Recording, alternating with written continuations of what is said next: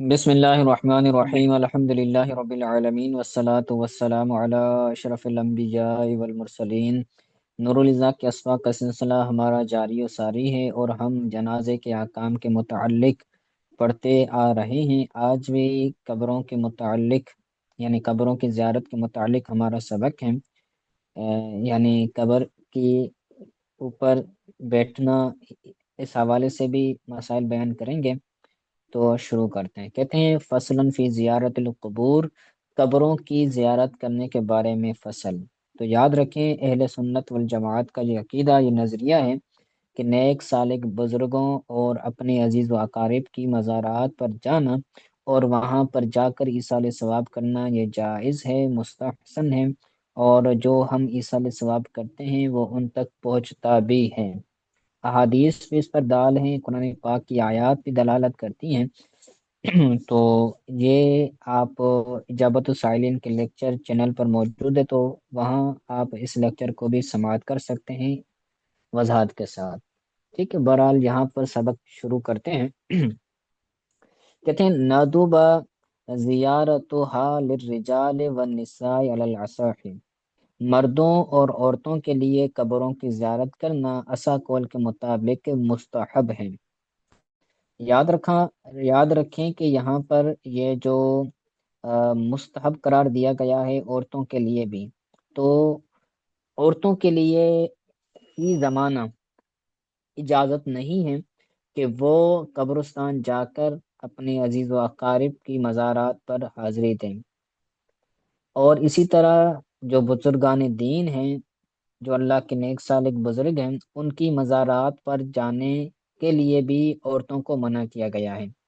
اس پر امام اہل سنت رحمۃ اللہ تعالی علیہ نے شدت فرمائی ہے، اور شدید شدت کے ساتھ عورتوں کے مزارات پر جانے کو بیان کیا ہے کہ عورتیں مزارات پر نہیں جائیں گی، اور یہی اہل سنت والجماعت کا مختار مذہب ہے کہ عورتوں کے لیے اجازت نہیں ہے قبروں پر جانا۔ اس کے اندر کیا وجہ ہے؟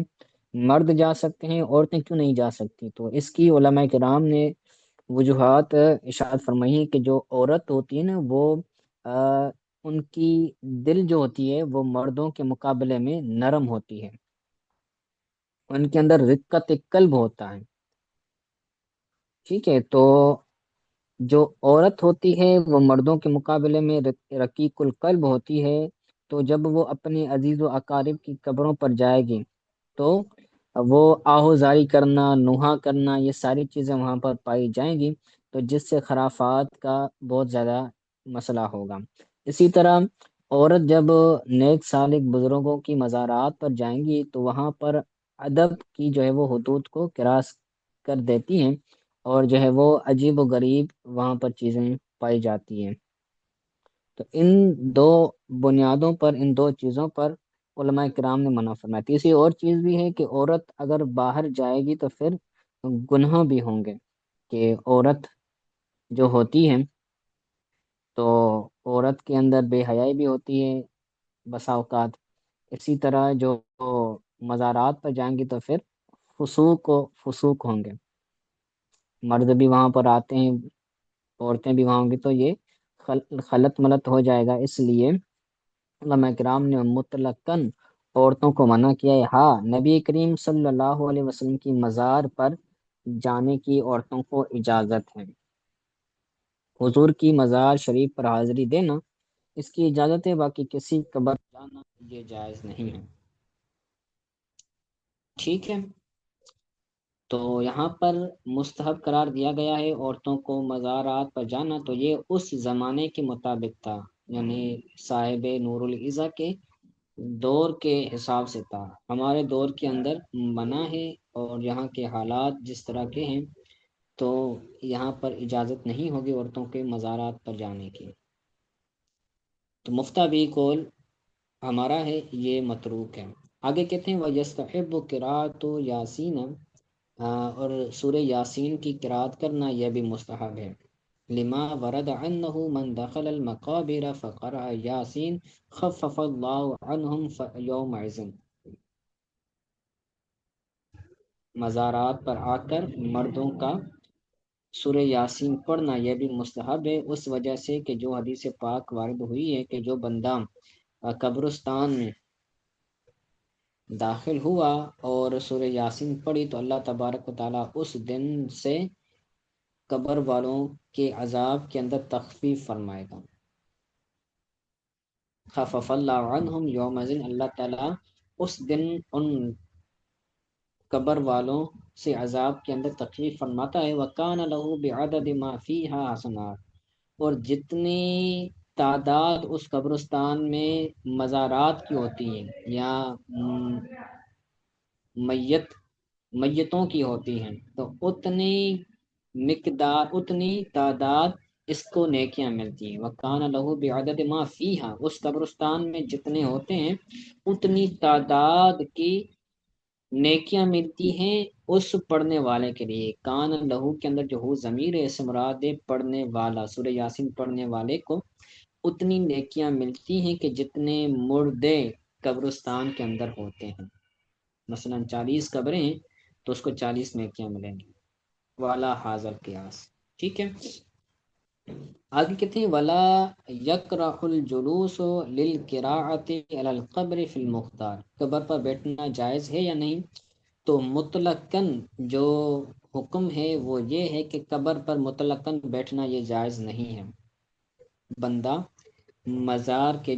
مزار پر حاضری دینا کا جو طریقہ ہے اعلیٰ حضرت امام اہل سنت نے جو بیان فرمایا ہے وہ یہ ہے کہ بندہ جو صاحب مزار ہے اس کے پاؤں کی طرف جائے گا اور پہلے اس کو سلام کرے گا، السلام علیکم، ٹھیک ہے، السلام علیکم ورحمۃ اللہ۔ اور اگر کوئی بزرگ ہے، کوئی ولی ہے تو السلام علیکم، یا پھر اس کا نام بھی لے سکتے ہیں۔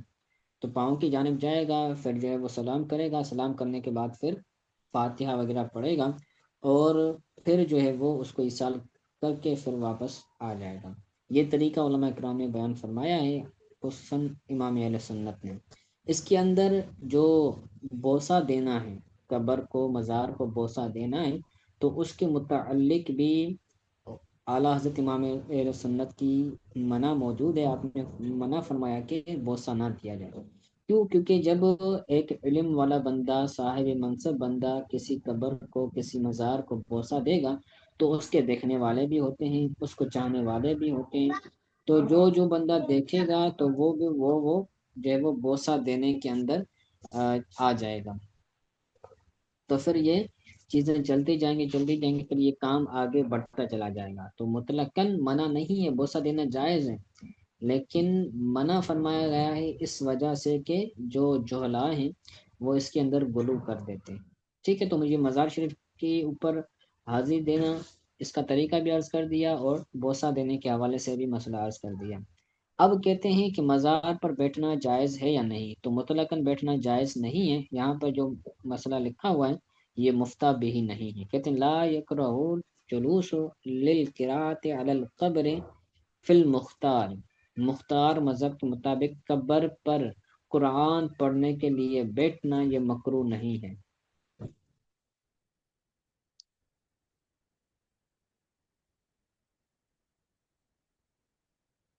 ٹھیک ہے، یہ ہو گیا ایک مسئلہ۔ اس کے بعد کہتے ہیں وَكَرِهَ الْقُعُودُ عَلَى الْقُبُورِ لِغَيْرِ قِرَاءَةٍ، پڑھنے والے کے علاوہ قبروں پر بیٹھنا یہ مکروہ ہے۔ یہاں مکروہ بمعنی حرام کے ہے، یعنی قبروں پر بیٹھنا یہ حرام ہے۔ وَوَضْعُهَا، اور قبر کو پاؤں سے روندنا یہ بھی حرام ہے۔ والنوم، اور قبروں کے اوپر سونا یہ بھی حرام ہے۔ وقضاء الحاجت علیہا، مزاروں پر، قبروں پر قضائے حاجت کرنا، پائخانہ کرنا یہ بھی حرام ہے۔ وقلع الحشیش والشجر من المقبرۃ، قبرستان سے گھاس کو کاٹنا اور درختوں کو کاٹنا یہ بھی حرام ہے یا مکروہ ہے۔ اس کے اندر شدت کم کرتے ہیں، ٹھیک ہے۔ کل الحشیش، گھاس کو کاٹنا، والشجر، اور درخت کو کاٹنا، کہاں سے؟ من المقبرت، قبرستان سے، ولا باس بکل الیابس منہما، اور سوکھی گھاس کو ان دونوں میں سے کاٹنا یہ جائز نہیں ہے، یہ اس کے اندر کوئی حرج نہیں، ولا باس کوئی حرج نہیں ہے سوکھی گھاس کو کاٹنا، منہما ان دونوں سے، یعنی جو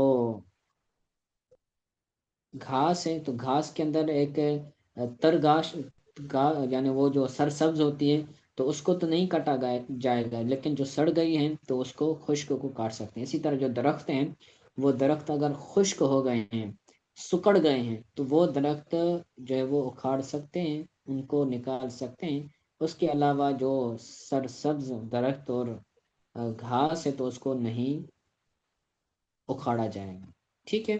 تو یہ آج کی ہماری فصل تھی، اس کو آپ یاد کیجیے گا، انشاءاللہ اگلے درس کے اندر اس سے آگے پڑھیں گے۔ آج کے سبق کے حوالے سے اگر کوئی بات سمجھ نہیں آئی تو پوچھ لیں۔ تو یہ بہت اہم مسئلہ ہے قبروں پر حاضری کے حوالے سے، دیوبندی بھی اعتراضات کرتے ہیں، تو اس کے اندر بھی انشاءاللہ تعالی نے چاہا تو کہیں پر گفتگو کریں گے۔